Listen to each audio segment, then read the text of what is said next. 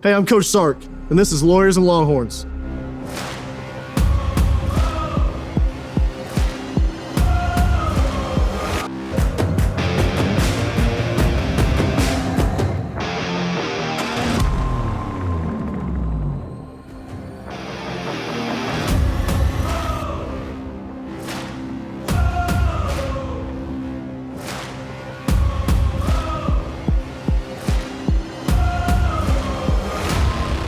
So how many kids do you sort through in a given year? Hundreds? Hundreds. And so imagine for us, there's this massive pool of players, okay? And then we have a scouting department that Brandon heads up that starts to pare that down, right? Whether it's he doesn't fit our profiles, he lacks a couple of the qualities that if you don't have that, you can't play for us, whatever that is. So that thing gets narrowed pretty good. Then we go through it, we write our evaluations, we narrow it pretty good, and then it gets down to the box of kids that we recruit is actually very small here as opposed to a lot of other schools, because I don't want it just to be first come, first serve here, because then you end up with just it's like Baskin Robbins. You just got all these different flavors and you don't know, what's your team. And so we really try to narrow it down pretty tight to a point of it's a little bit easier because for me, who I'm very active in the recruiting process, I'm not trying to call 100 kids. Ours is pretty small, right? If we're going to sign 25 kids, I think this year we've had, I think it's 47 or 48 official visits, okay? Yeah. To put it into perspective, we were on an SEC call the other day, and there were two coaches specifically on the call complaining that they already ran out of visits. We get 70. We've used 47, and some schools have already used all their visits. Wow. And so some people recruit differently. That's just, come on, just get here, and we'll take whoever comes. We just don't do it. And the quarterback is probably the most specific one of them all. We might offer 2, maybe 3 quarterbacks a year. Wow. Total. And it's very select, and because we're looking for very specific things at each position. And so it's like, okay, this is the guy we identified, this is who we recruit, and then hopefully we get him. You're the quarterback whisperer. You're doing pretty good quarterback. Hopefully we get him. I don't think anybody's complaining about the quarterback room. Yeah. It's how you keep getting them, Yeah. You get the kid from 25 and then the new one from 26. I was like, wow. Yeah. Nuts. It's the most important position in sports. No, I got it. Says the quarterback. No, I'm just saying, think about this, right? Let's say you're Roger Clemens in his heyday, right? Well, he's pitching once every 5 games. Your quarterback touches the ball every snap all season long. Like, who's more important? Yeah. Like, and then any other sport for that matter, you can't even put a number on it. But like the quarterback to me is well beyond just the physical ability. I think quarterbacks instill belief in their teammates, in the coaching staff, in the donors, in the fans. Like when you've got a great one, when I was in Atlanta, we had to go play in New England with Tom Brady. And you're out there for pregame, but when Tom Brady comes out of that locker room and Jay-Z's blaring over the stadium and he comes on the field, they all knew they're gonna win because Tom Brady was playing that day. I mean, he's the GOAT, right? I mean, that's the easy example of that.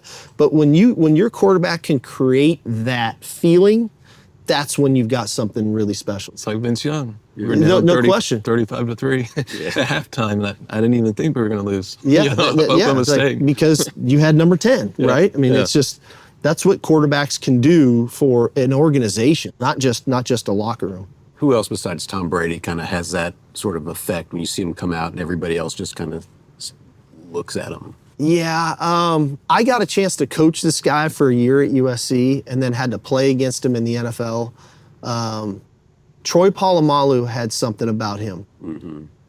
I don't know if it was the hair. He was the most genuine, sweetest, nicest person that you'd meet. It'd be like, and then literally he would step across that white line and he was like the Tasmanian devil and everybody was afraid of him. Yeah. But yet off the field, he was probably the most approachable person that you could ever be around. He definitely had that effect. I mean, I think about him that way, was pretty incredible. That 05 season, Reggie had it. You know, I mean, obviously he won the Heisman, and just like how Vince had it here, Reggie had it there. I mean, it felt like in that year in the Coliseum, every time he touched the ball, He was gone. you didn't want to miss it, you know, because you might miss the greatest play you've ever seen in your life, you know. And those guys get on those rolls like that. It's pretty incredible, you know. When you're the coach and you've got a player that's like in the zone or feeling good, you Feed 'em. Just feed them. Yeah. Yeah. Like you just get to you know, some of those guys. And when you have a balanced roster, it's a little bit more difficult. But like, you know, the year before I took this job at Alabama, we had 2 great receivers on that team. We had, you know, Devontae Smith, Jalen Waddle, and John Mechie. John Mechie was a little younger. They were all kind of sharing the ball. Mechie hurts his back, so he's in and out. And then Waddle hurts his ankle when we're playing Tennessee and is out for about 2 months. And so it was like Devontae Smith show. And the sooner I could get him hot and feeling hot, he was getting that ball, and he was going to get it every which way that we could, all the way up until that national championship game. We were playing Ohio State, and I said to the team the night before the game, Smitty's going to break the record for the national championship game for catches and yards. We felt good about the coverage they were playing. He only played the first half of the game. He broke his finger right at the start of the second half. In the first half of the game, I think he had 12 catches for 230 yards and 3 touchdowns, and he broke every record, but he did it in one half because he got hot, and you need to start feeding those guys. And the great ones want it, you know. It was like, I was watching USA basketball yesterday. I was watching Durant just started getting hot. It was unbelievable, right? And they knew it. Those are the best players in the world, and they're like, give them the ball. Let them shoot it. So what's the hardest part about being the head coach at University of Texas?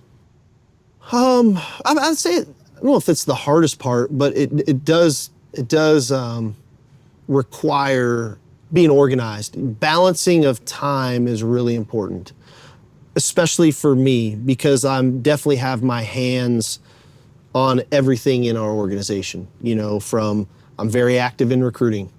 I'm not only the head coach, but I'm essentially co-offensive coordinator and play caller on game day. But yet I still want to make sure that we're doing the right things on defense and on special teams.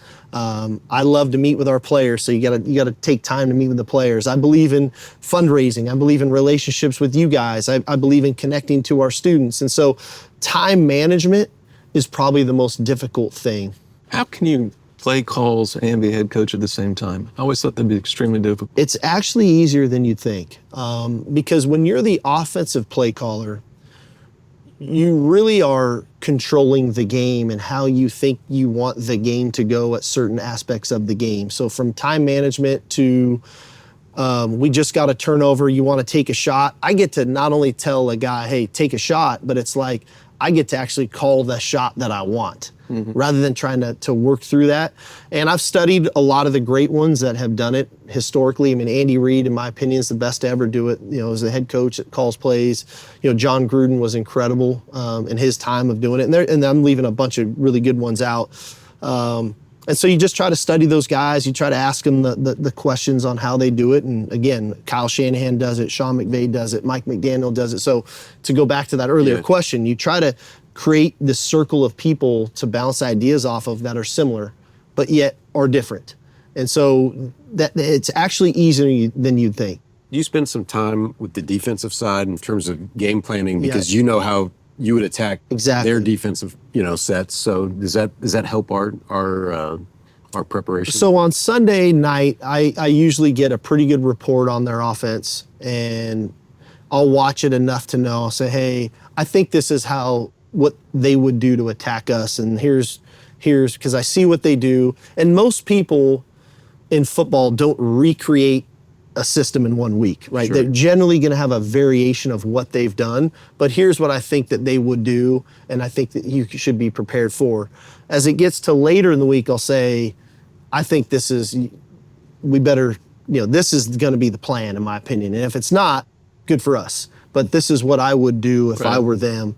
And sometimes, hopefully the majority of the time you're right and that you've prepared for it. And then if not, then that's where the contingency plan's got to kick in, you know. But if they just keep doing what they do, generally we should be pretty good because that's what you practice against. Does the prevent defense ever work? No. It doesn't seem like it. I was just thinking about it. But it's always the catch-22, right? Because everybody's saying, hey, don't give up a fast touchdown. Okay, well, that play a little softer so you don't give up a go ball or a post route and it's one play and you're like, how could they do that? But then you play softer and they throw 2 curls, an out route and an in cut and they go 80 yards in 4 plays and it took them 38 seconds. You're like, well, so there's just that fine line of, and I think as much as of it is the play call and the play caller, it's the demeanor of the players of understanding, we're still going to be aggressive. We're just going to take less risks. And so if they can get to that frame of mind of, hey, our style of defense works and plays well, but like last year, I had to really challenge our defense. I think it was after the TCU game. I've never been more upset after a great win because I felt like we just let them into the game and we let them catch balls and we didn't tackle and we lost our physicality, which we had been playing with the whole first half. And so I think there's a mindset to that we definitely need to improve upon from the last couple of years to where we want to go moving forward. You may see it as the offensive coordinator, head coach, but the quarterback's not seeing it or they're disguising the coverage. And how do you get the quarterback in the game to sort of slow down and recognize it? Historically, what we've had to do is whiteboard, draw it, explain it, and now a lot of times we're like, oh, I get it now. This year's different now. This year now we get iPads on the sidelines with film. So we're actually going to really get to show them the film of what's happening. Cool. So I think it's going to, in real time almost, like they come off, Coach Milwee would be with Quinn and Arch, and he'll be able to go right through the video of it. And I think it's going to happen even quicker of them recognizing what's happening. So they'll go through the video replay. We'll have like an iPad. And so let's say we just had a 7-play drive, resulted in a touchdown. But in there was a drop pick. We got lucky. The safety dropped the ball. So Coach Milwee's going to be able to go over there with that iPad and walk him through each play with video. And more importantly, slow down on that play that he should have been a pick on. Why did this happen? Oh, I didn't see him roll the coverage. Yeah, I thought it was going to be split safety. Actually ended up being 1 high and the safety was standing right there and should have had a pick. He dropped it. So generally, most defensive coordinators will come back to that call, right? Because they're like, oh man, we had him. Next time we'll get him, yeah. So how do you guys recruit? You guys are the best in your industry, right? We're trying to get to where you guys are at, So how does it work for you guys? Man, it's pretty simple.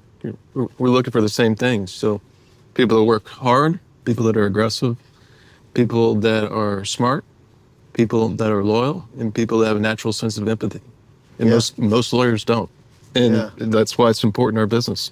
So we probably get 1,000 resumes a year, and we'll take a class of 15. How about that? And so we try to speak to the law schools, like raise awareness, things of that sort.